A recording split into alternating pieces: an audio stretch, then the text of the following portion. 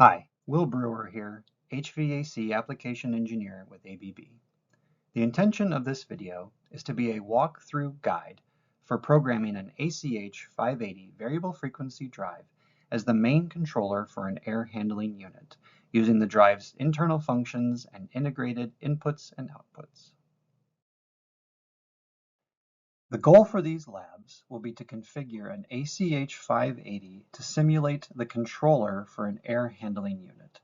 We will set up drive inputs and outputs similar to what would be used for typical sensors, valve and damper actuators, and relay outputs for an air handling application. We will look at a system overview example of all of the components the drive will be set up for and a brief sequence of operation. Each of the labs will build upon the previous programming already done, so they will be best to be completed in order. By the end of these labs, you will have several parameter backups that you could use to explain or example typical air handling unit applications. And you will be able to refer back to each lab to look at the specific drive feature used for that programming. Our lab sections will be Lab 1, setting up the inputs and outputs to monitor space temperature and discharge air temperature, as well as controlling an actuator on a cooling valve and heating valve. Lab 2, we will add process PID control following heating and cooling set points using feedback from the sensors set up in Lab 1. Lab 3, we will set up external PIDs to monitor the discharge air temperature and control the analog outputs for heating and cooling.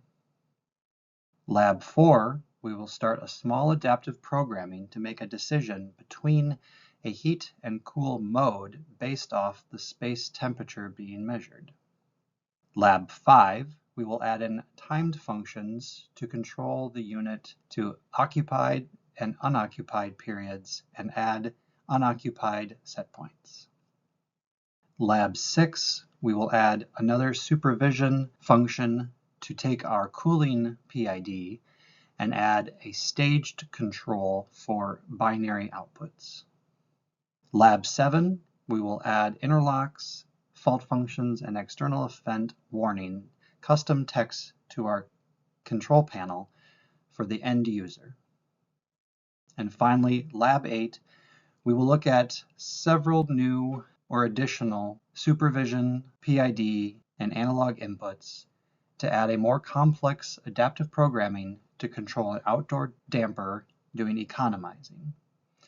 The additional points would require a CAIO01 extension module for your unit if you wanted to wire up all of the I/O, but we will be able to work around this with some of the demo unit features. For these labs, you will need one of our two ACH580 demo units, either the base drive demo or the drive with Eclipse bypass. For the bypass demo, you will need to load a parameter file that disables the bypass and does drive only. We will not be using the bypass for these labs.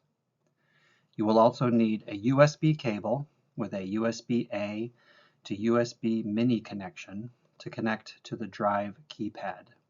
This will be used for connecting your laptop and loading Drive Composer Entry or Pro to be able to do the parameter changes as well as adaptive programming. Here is a breakdown of the drive's integrated I/O and default HVAC programming. We will be using 0 to 10 volts for our analog inputs on the demo unit and 0 to 20 milliamps as our analog outputs. We have 6 digital inputs for our sensors and interlocks and 3 relay outputs. Here is the configuration for our air handling unit application. We will be setting up the drive to control a single zone variable air volume unit using space temperature control for fan speed. We will be using discharge air temperature as the feedback to control our heating and cooling. To begin, we will set up PID outputs for an analog chilled water valve and hot water valve.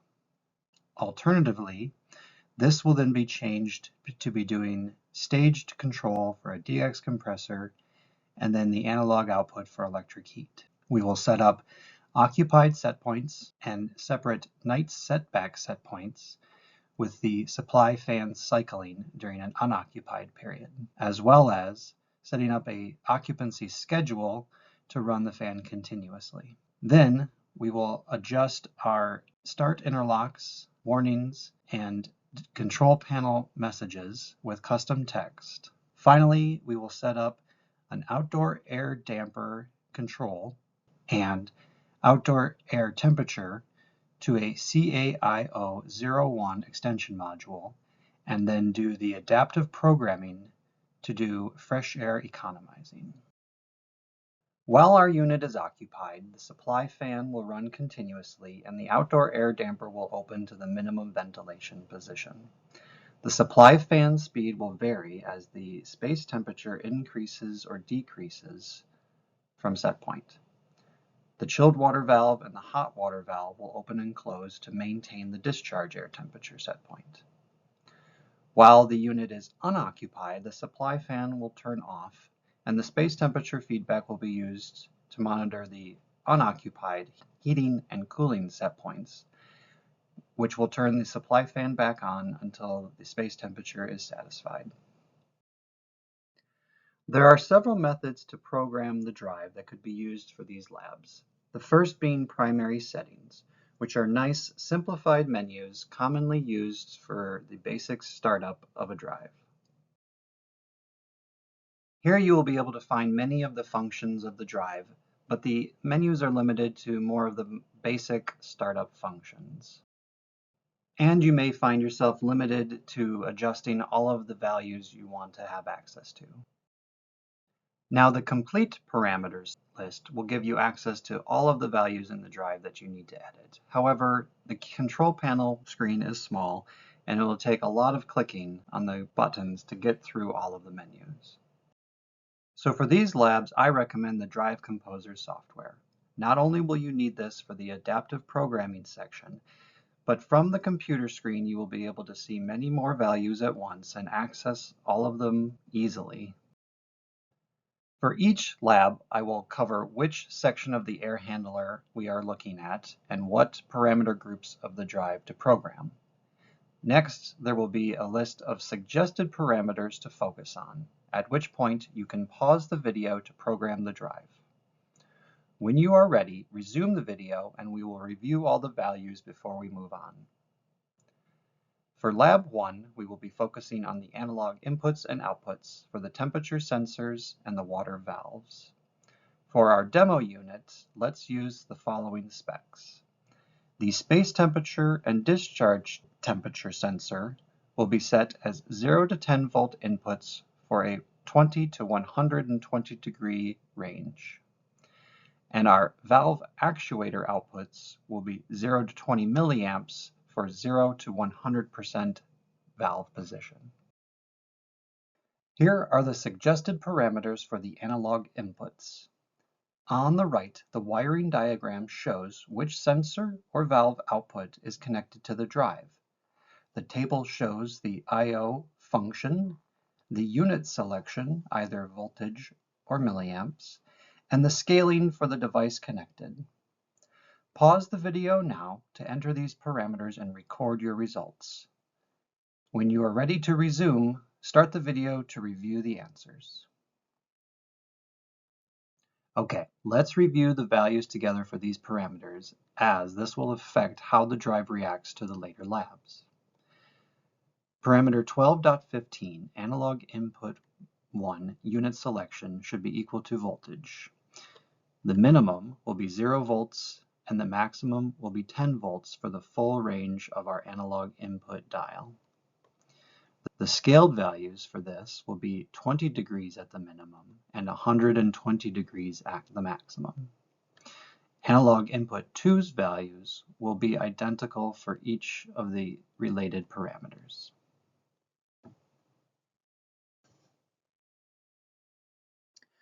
Now the analog output for our water valves. Again, set the units and range following the table on the right for the wiring diagram. Pause the video now to enter your parameters and resume when ready to review. Okay, now let's review the analog outputs. For AO1, our source will be external PID1. This will be what's controlling the chilled water valve. Our unit selection will be in milliamps. This is because the displays used in our demo cases are set up for current. Our minimum will be 0 and maximum to 100, similar to a water valve position. The unit selection source will be 0 milliamps for off and 20 milliamps for fully open or fully on. Analog output 2's values will be similar, except the source will be coming from external PID2 for the heating command for the hot water valve. Lab 2 will be for the drive's process PIDs, which will adjust the supply fan speed as the space temperature feedback deviates from our set points. We will start with a cooling set point of 73 degrees Fahrenheit and a heating set point of 69 degrees Fahrenheit. We will also be setting up a supervision function to switch between the heating and cooling set points. This function only has a single set point input, so we will start with 71 degrees Fahrenheit, and we will use the supervision's hysteresis to add a 2 degree plus or minus offset from the supervision set point to reach our heating and cooling set points. Using the diagram, you can see visually how the drive will monitor the space temperature. Over time, as the space temperature were to drop, if it crosses below the heating set point, the supervision mode will change to heating. As the space temperature then increases with the AHU in heating, if we go above the cooling set point of 73 degrees, we will switch back to cooling. Group 40 for process PID set 1 will be used for the cooling mode. You will need to enable the PID and set the feedback source and set point values. You will need to set up the output minimum for your lowest supply fan speed and output maximum. Some values can be left at the default, such as the PID gain and integration time, because those won't really apply for our demo unit, and the units by default should be set to degrees Fahrenheit. Your PID set 1 and 2 selection will be your supervision 1 function set up later. Pause the video now to enter these values, and when you are ready to review, you can resume. Okay, let's take a look at process PID set 1 for cooling. The operation mode needs to be set on to enable the PID. AI2 scaled, our space temperature feedback, will be what we look at with the PID. Our internal set point of 1 will be set to 73 degrees Fahrenheit. We want to invert the deviation between our feedback and our set point, so that way when the space temperature is above the set point, we increase the PID output. For our demo unit, default gains from the drive, or these examples, are fine for the reaction time of the PID. But in a real air handler, you might want to adjust these to dial in the performance of your supply fan. For reference, the PID gain will determine how quickly the PID reacts to difference in the feedback from the set point, providing quicker response times. However, as that response time gets quicker, the feedback might overshoot the set point. Then you can adjust the integration time, which will then reduce the amount of PID output the closer the feedback gets to the set point. Our output minimum will be 20 Hertz for our supply fan minimum speed and outdoor fresh air ventilation requirements.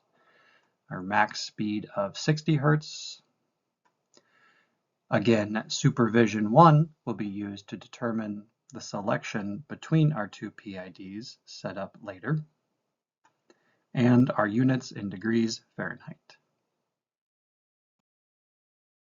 Okay, process PID set 2 for heating.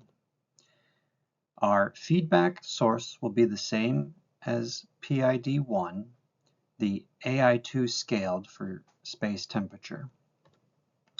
We will again select set point 1, and it will be set to 69 degrees Fahrenheit. Our deviation inversion now is switched to be not inverted, as this will increase the fan speed as the temperature feedback is below the set point. Similar gains as PID 1. Now we can have a slightly different and higher output minimum speed for the heating mode in case the heating coil or output needs to be higher for the heating mode. The same maximum fan speed, and then again the units in degrees Fahrenheit. Now, for the drive to follow the output for our PIDs, we need to switch group 28 parameter 11, the external one frequency reference, to follow the PID instead of an analog input signal. Now let's set up the supervision function to control the drive's heat-cool mode. We will use group 32 supervision 1. Using the details on the diagram on the right, fill out the parameters for supervision 1. Once we have reviewed the answers, we will test the PID output adjusting our space temperature input, and then back up our parameters so far. Pause the video now to enter your values, and when you are ready to review, resume the video. Okay, let's review the values for supervision 1. Our function mode will equal low. So then when the feedback goes below our set point, our function will equal true. We will have no action because we don't need a warning or a fault when the supervision is true. Our signal feedback, we will use the process PID feedback. This is already set to and scaled for degrees Fahrenheit, which will then be easier to use for our supervision set points. Supervision 1 low will equal 71 degrees. That is the midpoint of our heating and cooling range shown on the diagram. Our hysteresis is going to equal 4 degrees. So as the supervision signal, the process PID feedback, starts to drop down below the supervision low set point, it needs to continue on 2 degrees, or half of the hysteresis, before the supervision output will be true, switching us to the heating mode. As the space temperature increases, it will have to get all the way back up to the set point of 71 plus the 2 degrees of hysteresis to switch to cooling mode. Now, our heating and cooling mode will only switch above and below our set points and then remain constant in the deadband between the two. To test your programming, go to group 40 and observe parameter 40.02 and 40.03. As you decrease the value of analog input 2, you should see your process PID feedback decrease, and when you get below the heating set point, see the set point actual value change to heating. The minimum output speed also jumped up to the process PID2 minimum output as a confirmation as well. When you increase the space temperature back up to your cooling set point, you will see it switch back to process PID1. If all of this is working as you'd expect, you can go to the drive name, backup restore, Back up your file and name it for Lab 2.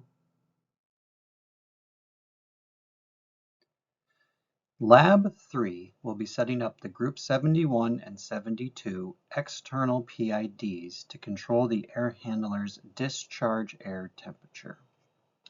We will be monitoring the discharge air temperature sensor at analog input 1 for the PID feedback. Each of the PIDs will control separately the heating and cooling water valve outputs on analog output 1 and analog output 2. The discharge air cooling temperature set point should be 55 degrees, and the discharge air heating set point should be 100 degrees. For the other PID values, such as gain and integral, set those up similar to the process PID and pay attention to the deviation inversion for heating and cooling. For our programming of the unit so far, consider why having these two PIDs enabled might not actually work that well for discharge air temperature. Starting with external PID 1 for cooling, here are the values to focus on, as well as the wiring diagram again for the analog inputs and outputs. Use the set points from the previous slide, and then similar PID values to our process PID. Pause the video now to enter your values and we will review. Okay, values for external PID 1 will be operation mode equal to on, so the PID will run. Feedback AI1 scaled for discharge air temperature in degrees Fahrenheit. An internal set point from select 1, set point 1, equal to 55 degrees Fahrenheit. Deviation inversion inverted again because we are doing a cooling operation. Similar gains to the process PID just to match the demo unit's behavior. An output minimum of 0, so the cooling water valve can close completely, and output max of 100, so it can open completely. Then our PID units should be in degrees Fahrenheit to match.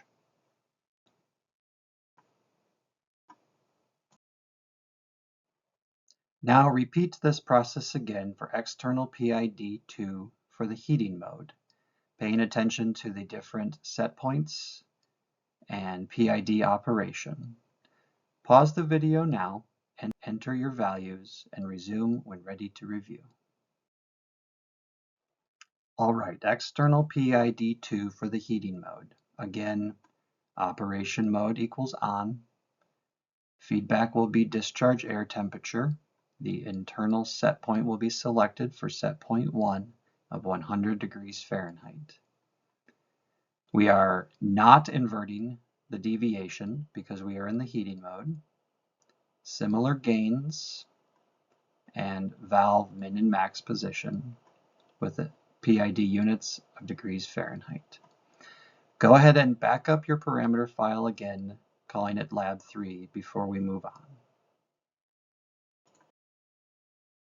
Okay, this is where the fun begins. In Lab 3, we set up two external PIDs and they ran at the same time, but we don't want the heating mode and the cooling mode to be running together. So now we will add some adaptive programming to make a decision between the heat-cool mode of the Supervision 1 function and when to enable either external PID 1 or external PID 2. While we're in adaptive programming, we will also set up a logic block to release the PID control of the water valves to close while the air handler is not running. You can access the adaptive programming menu by right-clicking on the drive name similar to the Restore Backup menu and selecting Adaptive Programming. First, you will need to enable adaptive programming with parameter 9670. Then, once that is done, select the drive name and from the submenu, open Adaptive Programming. In the New tab, click Edit Program and you will be able to start your programming. Here, we will need to do two comparisons to determine heating or cooling mode and then enable the associated PID. So for the first mode, when in heating, we're going to look at the Supervision 1 function, and we want to compare to when the drive is running. Only then do we want to enable external PID 2. Then when the opposite is true, so we invert the supervision block output, the drive will be in cooling. Again, comparing to when the drive is running, then we will enable external PID 1. I recommend using the drive status word 1 from parameter group 6, parameter 16, and then bit 14 will show only when the drive output is running. Pause the video now to try this programming on your own, or if you would rather follow along, let the video continue and I will show an example of this adaptive programming. Okay, to begin, 9670 is set to No to enable access to adaptive programming. We click on the drive name, open the programming here. This will bring up the active programming window, but we need to edit the program first. Yes, we understand the drive will not be able to start while adaptive programming is open. Now, we will be using parameter inputs and parameter outputs instead of the predefined I/O options. We need to grab one AND block to compare and a NOT block to invert a similar comparison. We're going to begin with bringing out a parameter input and selecting the Supervision 1 status when active. So when Supervision 1 was active, we were in the heating mode. Now we also want to look at group 6, drive status word parameter 16, bit 14 when the drive is running. So when these two inputs are true, heating and drive running, we were enabling external PID 2 for heating, which was parameter 7. Now to do the opposite, we again are going to look at Supervision 1 when active. Through the NOT block, this will be when inactive, so the cooling mode. You click on the NOT block output and you can drag it to link it to the AND block input. Another parameter input for drive status running again. And then a parameter output to enable external PID 1 in group 71.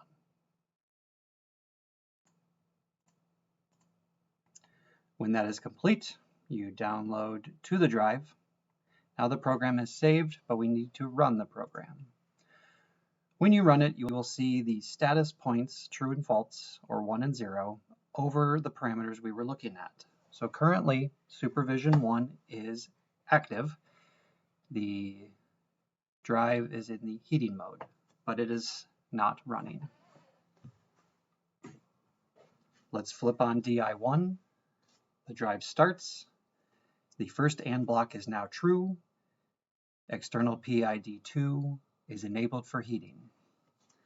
Let's increase the space temperature above the cooling set point, and now the Supervision 1 has gone inactive. Our block for external PID 1 for cooling is now true. You can stop the drive, save your adaptive programming, or back up lab 4 before proceeding to Lab 5. Lab 5 will add to our air handler the ability to determine between occupied and unoccupied periods and apply appropriate set points. We will use the Group 34 timed functions to set up an occupancy schedule, and then using the boost function in Group 34 to provide a manual timed override.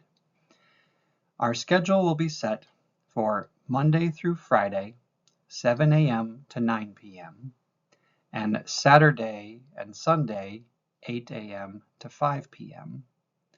We will keep the same occupied, cooling, and heating set point, and while unoccupied, we will set cooling to 80 degrees Fahrenheit and heating to 60 degrees Fahrenheit.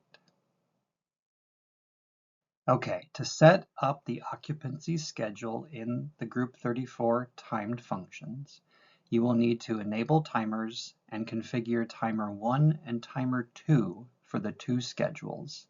Timer 1 will be the weekday and timer 2 will be the weekend. For boost function, we need to enable, and we will set the source to now be DI1 from the wiring diagram rather than being our start-stop signal. And then to start, their timed override from the boost can be set to 2 hours. Pause the video now to enter these parameters and resume when you are ready to review. Okay, to begin, the timed functions need to be enabled in 3410. Timer 1 will be our weekday schedule, Monday through Friday. The timed occupancy period will start at 7 a.m. and last 14 hours until 9 p.m. Timer 2 will be Saturday and Sunday, starting at 8 a.m., lasting 9 hours until 5 p.m. The timed function to enable the air handler will use timer 1 and 2. The boost time function will also activate time function 1 from the activation source of DI1 and remain active for 2 hours. Now that the air handler has an unoccupied period, we need to set up control for the separate set points and for the supply fan to only turn on or cycle on when the space temperature is beyond those set points. We will use Supervision 2 to set up this function, and the graph has changed now for our space temperature over time. So during the unoccupied period, if the space temperature is between our two high and low supervision points, the supervision will be false, and this will turn the fan off. Once the space temperature goes beyond our low limit, the supervision will be true, activating the heat mode and turning the supply fan on. Once the space temperature returns to within the set points, the heat mode stays true, but the fan turns off. And as the temperature rises, once above the upper set point, the cooling mode changes to on, the fan turns on, and the cycle repeats. Pause the video now to enter these parameters and resume when you are ready to review. Okay, to set up Supervision 2, we will use the function both. So when we have both the high and low set points to enter. Again, our feedback signal will be the process PID, so we can get the space temperature value in Fahrenheit.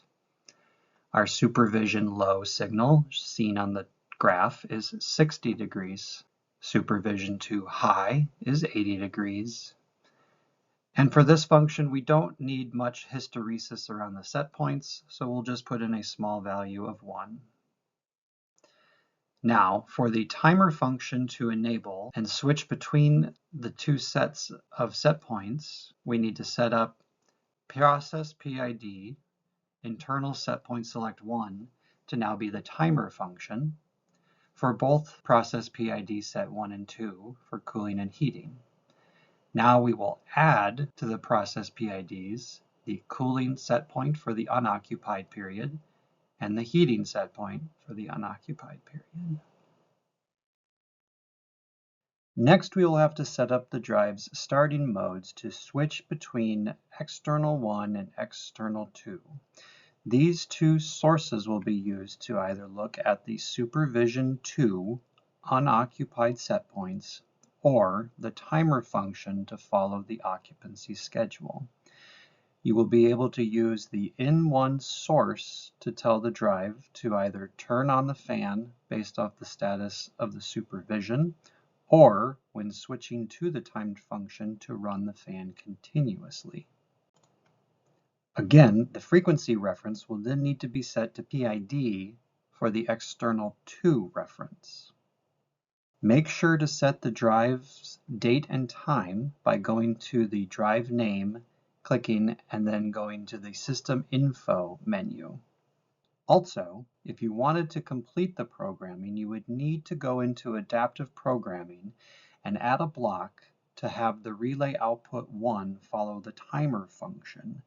This is because we have only been using the damper control that's default with the HVAC programming that opened and closed the relay whenever the drive is running.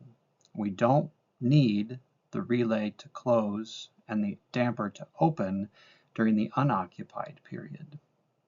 Pause the video now to enter these parameters and resume when you are ready to review. Okay, to now get the air handler supply fan to respond to our timed function, we want to use it as the selection between EXT1 and 2's start sources. EXT1 will be the default of the supervision function for the unoccupied period. While the timed function is true for the occupancy, we'll switch it to EXT2. This will start the supply fan from the drive and run continuously. We then need EXT2 set up to also reference the PID for the supply fan speed from group 40. To test the function between the occupied period and the unoccupied period, go back to the timer function 3410 to disable the occupancy period. This will put the air handler into the unoccupied mode and stop the supply fan. As you increase or decrease the space temperature beyond the set points of 80 degrees and 60 degrees, the supply fan will turn back on, setting the process PID set points to the appropriate cooling or heating set point. As you return the space temperature up to or down to the right feedback, the supply fan should turn off. Your air handler now is set up for the unoccupied period, and by returning the timer function to enabled, you will be back in the occupied period. Go ahead and stop the video here to back up your parameters for Lab 5. For Lab 6, we're going to slightly change the equipment of our air handling unit. Instead of a chilled water coil, we now have a DX cooling coil with 2 stage compressors. And instead of the hot water coil, we have an electric reheat section controlled with an SCR, typically with a 0 to 10 volt signal. For the 2 stage compressors of cooling, we're going to use the external PID we already have set up for cooling, but add 2 supervision functions that will be set to 2 different percentages of the cooling output. For the reheat, we will use the same heating external PID output. For our demo's purpose, we will leave the output at 0 to 20 milliamps for the proper feedback.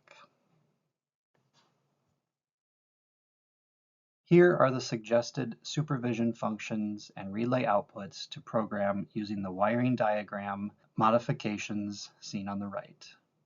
Stop the video here, enter the programming changes that you think match this wiring output, and then when ready, resume the video and we will compare our values.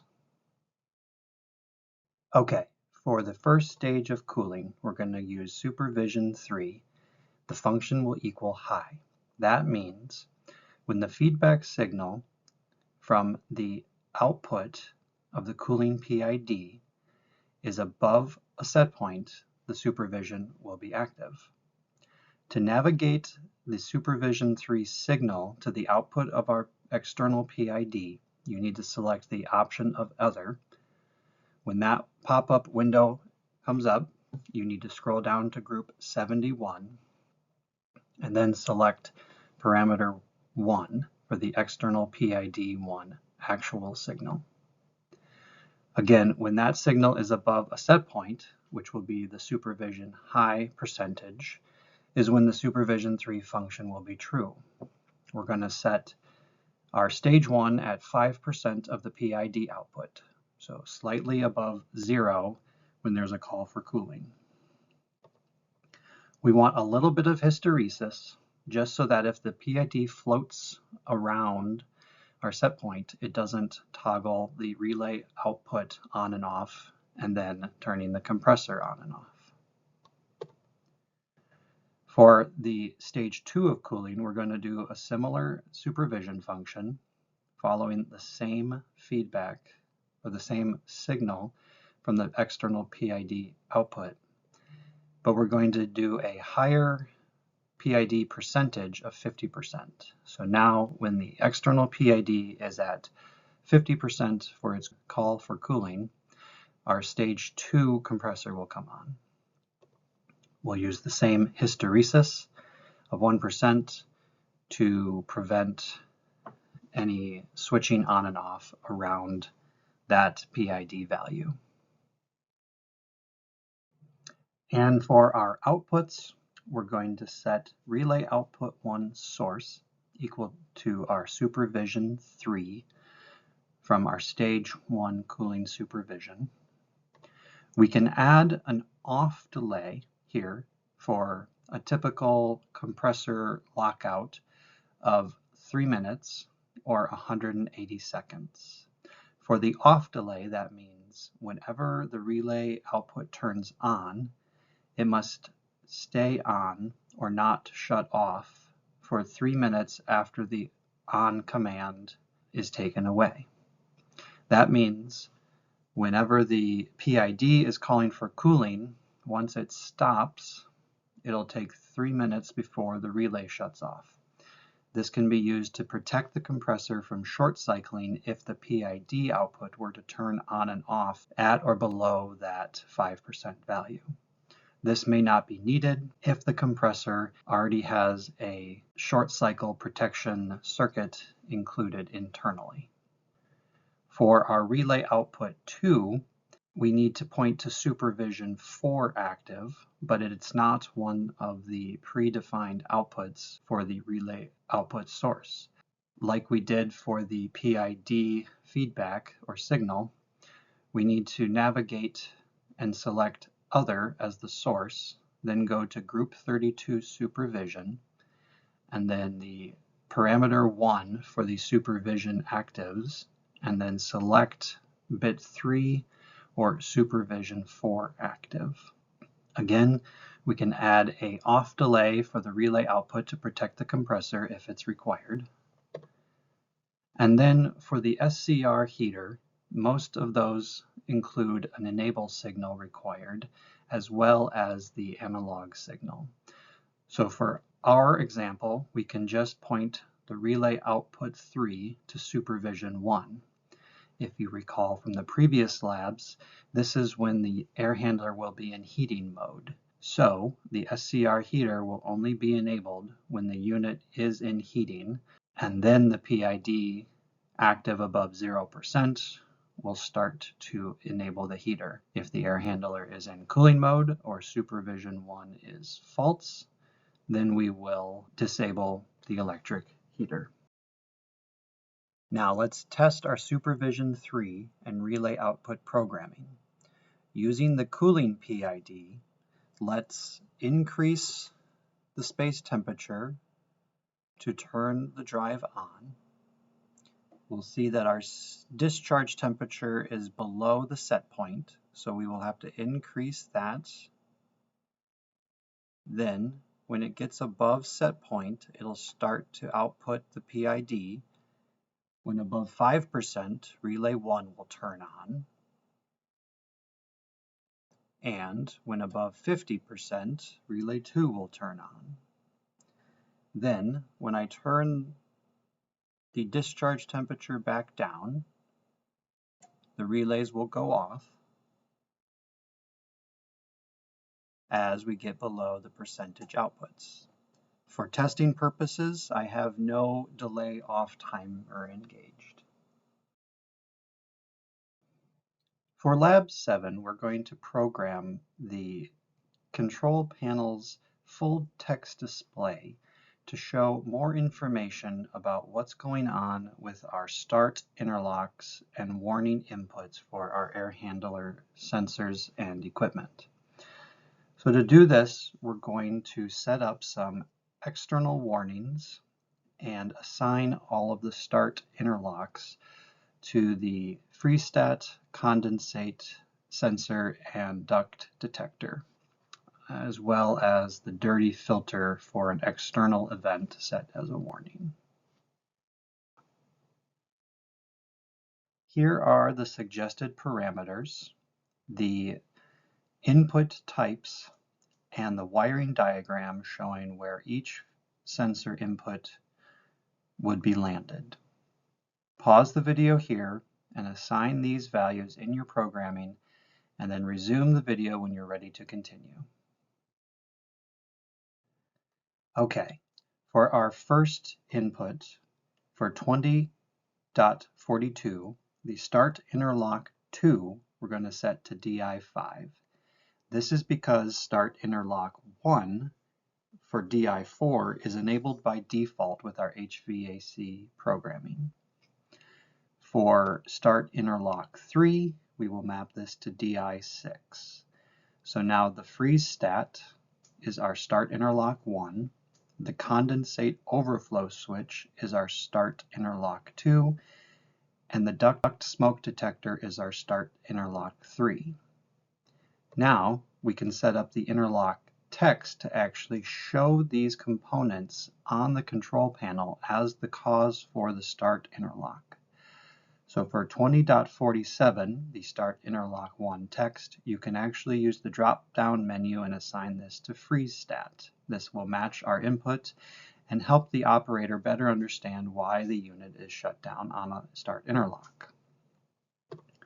For start interlock 2, we don't have a text value called condensate overflow switch.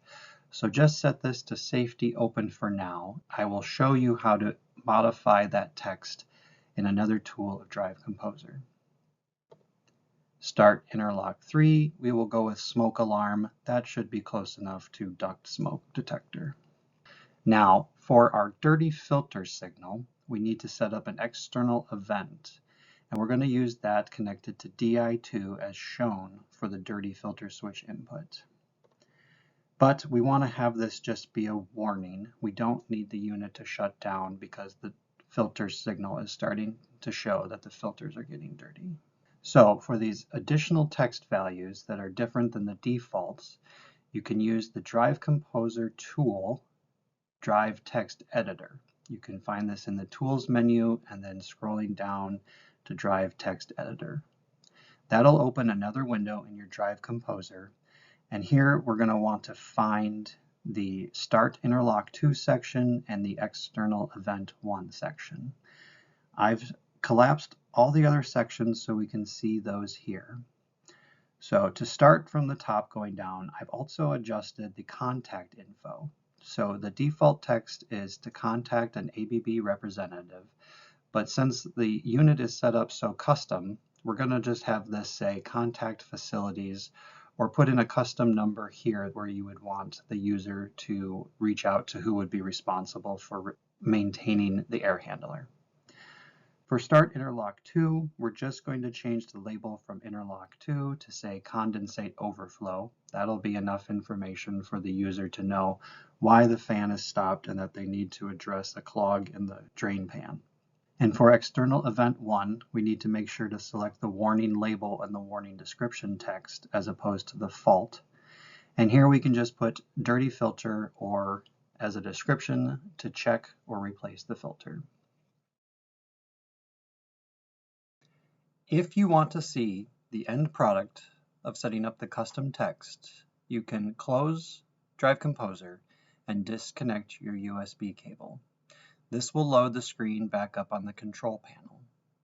Now, as you open up your digital inputs to activate your external events or start interlocks, you will see the text pop up on the screen. Here is DI2 for our dirty filter. When we close the DI back, it resets the warning. Here is DI4 for the freeze stat start interlock. Here is DI5, and you'll notice that this one looks different than the freeze stat because we programmed the text in the text editor to show the condensate warning. This shows up on the bold line. And then for the DI6 start interlock is the smoke alarm. Lab 8 replaces the minimum outdoor air damper signal with a modulating mixed air damper control actuator.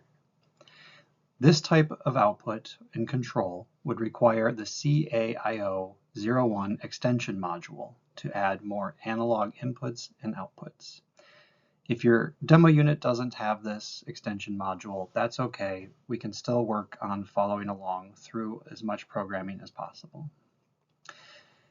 The method of using an outdoor damper that modulates to meet discharge air temperature utilizes the idea of free cooling when the outdoor ambient air temperature and humidity are ideal to provide an economizing.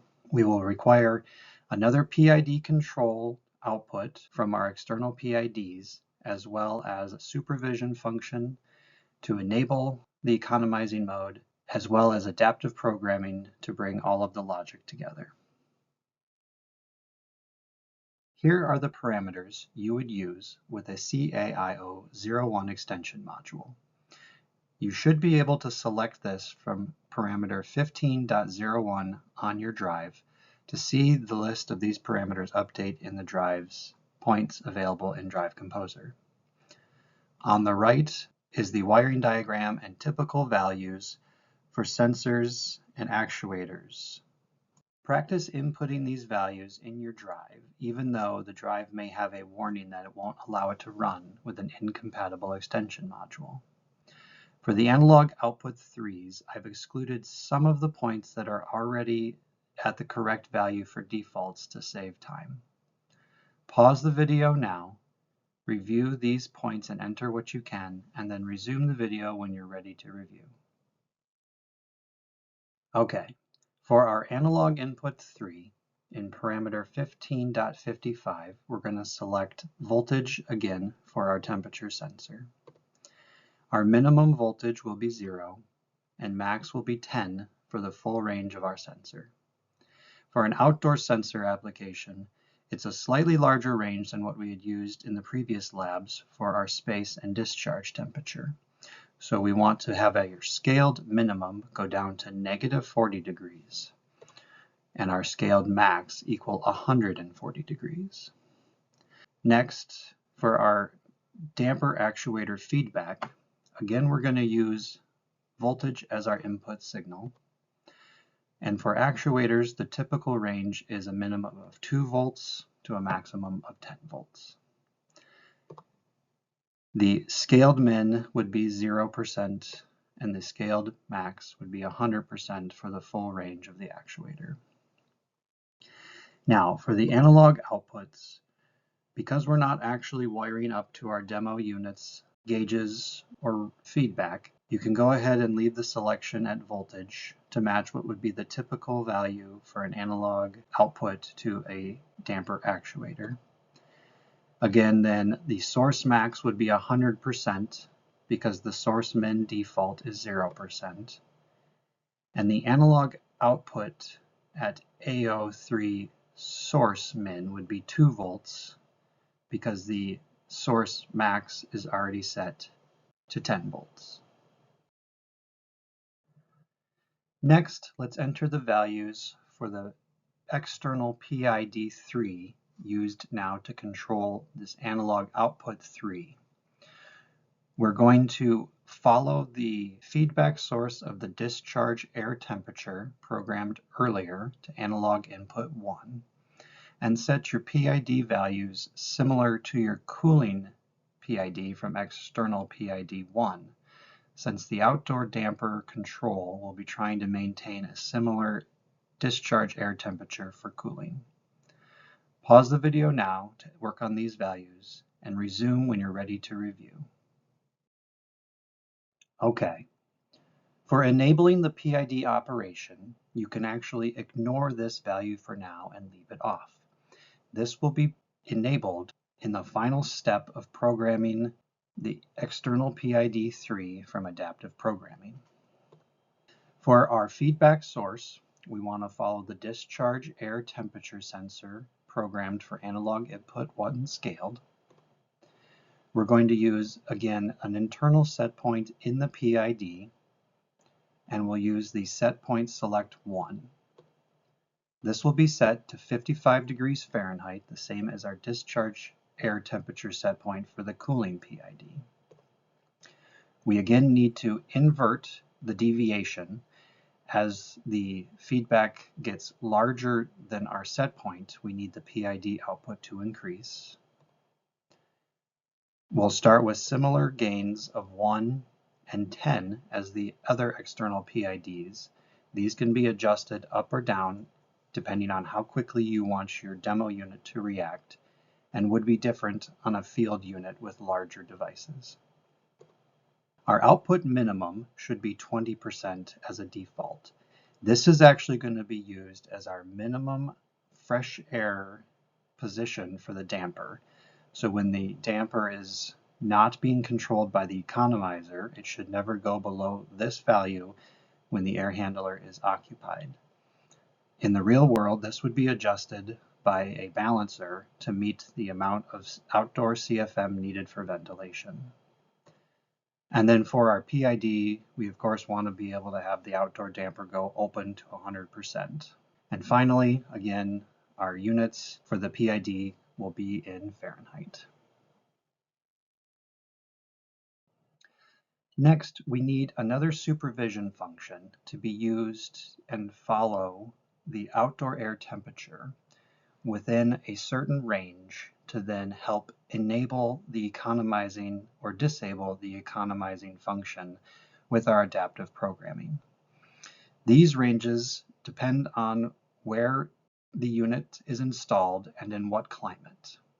But typically, we will see air handling units economizing with outdoor air between approximately 45 degrees Fahrenheit and 65 degrees Fahrenheit, depending on if the humidity conditions are ideal. Pause the video now, enter some of these values, and resume the video when ready to review. Okay, for supervision function 5, we are going to use the both function. We want to have our supervision function active between or beyond 2 different set points. The feedback signal we're going to look at is the analog input 3 scaled value we programmed earlier.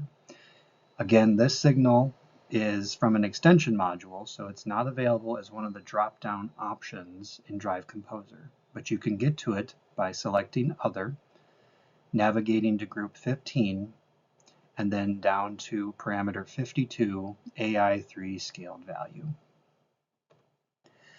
We're going to set our Supervision 5 low set point at 45 degrees, and we're going to set our Supervision 5 high set point at 65 degrees. Now, the typical control for this, using the both function, would enable the supervision above our high set point and below our low set point. We actually want the inverse. We want the supervision to be enabled within the two set points, but we will achieve that in the adaptive programming by inverting the function output there. And finally, another 1 degree of hysteresis above and below our set points to prevent any on-off cycling near our set points. Now that our analog inputs, outputs, external PID, and supervision function parameters are set, we need to bring all of that together with an adaptive program looking at the economizing sequence. What we need to find out is if, when the fan is running, and the drive is in the cooling mode, and the outdoor temperature is within the set point range, and the air handler is scheduled to be occupied, we can enable the external PID and send that value to the analog output for the outdoor damper. If only the fan is running and the air handler is occupied, so the drive is in heating mode or the outdoor temperature is not within range, we will send a set value to the analog output for our minimum outdoor air. Then, if none of the conditions are true, or are not compared to equal our AND inputs, we will send a 0 value closing the analog output 3 outdoor air damper. Pause the video now and work on the adaptive programming to bring all of these inputs together in AND blocks combined into a switch block, and then when you are ready, resume the video and we will review the sequence together. Okay. When you return to the adaptive programming, you will have to edit your running program. The drive will ask you if it's okay. You say yes. It will load up your parameter updates. Now, from our previous lab, I have modified my 2 AND blocks for checking the heating and cooling mode. I did that to 1, save space, and 2, show an alternate way to do the programming. Now, instead of having 1 AND block to check for heating and a second AND block with a NOT block looking at the supervision, I have connected the output of the first AND block into the input for my second AND block. What's important here is I have inverted the input by changing this dash to a circle. So now when the output of this AND block is false, this input is true. So the switch between heating and cooling is done with just looking at the supervision function output here and the 2 drive running commands. Now, for our economizing sequence, for our first function, we were looking at an AND comparator using 4 inputs.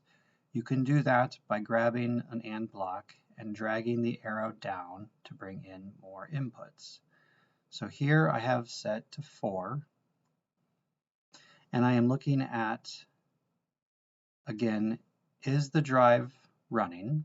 So the supply fan is running, and the supervision function 1 is false because I've inverted the input, so we are in the cooling mode, and here's where we're looking at the outdoor temperature of the supervision function 5 is not true. So when the feedback point is between the 2 set points, that is when we are in the ideal condition. When it goes above the high or below the low, that's when the function is true. That will make this input false, which will be false in the AND block. And then our ext2 active is our occupancy. When all 4 of these conditions are true, it'll output a true command to enable external PID 3. That output is again connected, like we looked at above, down to our switch value block. This block, like the AND block, can be dragged to bring in more inputs. Here I'm using input 1, and when that's true, it's going to pass the in value 1 to the output. My in value 1 is my external PID3 actual value, and that's going out to my analog output 3 source. So when input 1 is true, use the PID output to control the analog output. Now, if in select 1 is not true, it'll check to the switch value block will check to see if select 2 is true. That was when my air handler is occupied and my fan is running. So when select 2 is true, it will pass into to the output. That value is my minimum damper position from external PID3. So now that will become the open the outdoor air dampener to the minimum when not economizing. Then when neither 1 or 2 are true, set the value of 0 out, and that will close the outdoor damper. To review, you will take your program from adaptive programming and download to the drive. Then you will have to run your program. Now, to test our function, I have slightly modified Supervision 5 to look at analog input 2 because I don't have an analog input 3. But for testing, we just want to see if the functions here in adaptive programming work. So currently I am in unoccupied mode. I am not running. I am not in heating. I'm in cooling because it's inverted. I am good to economize. And I'm unoccupied. So let's start changing the status of the drive. I have raised the economizing or outdoor temperature to be above the set point, so it is no longer economizing. And if I drop the temperature, I switch to heating. So now the cooling command went away. So that's good. If I continue dropping temperature, I will go to the unoccupied heating condition, and my output to the damper is still 0. If I raise the temperature to economizing and cooling, but I go above that, I'm now unoccupied cooling. My output is still the same.